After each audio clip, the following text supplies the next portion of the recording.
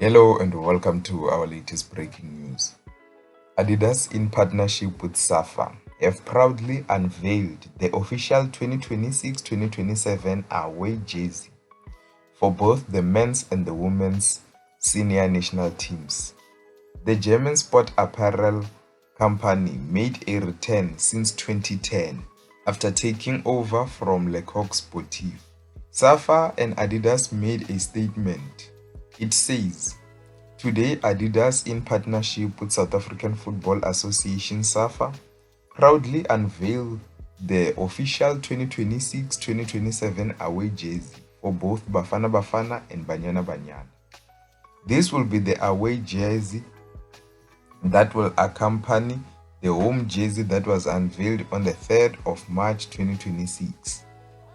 The 2026-2027 away jersey makes a powerful statement in iconic green and gold, a color combination deeply rooted in South African sporting identity.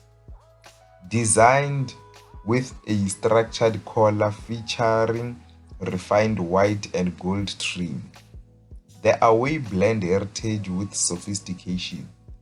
The collar detailing nod to prestige and progression, symbolizing the elevation of South African football across both men and women's game.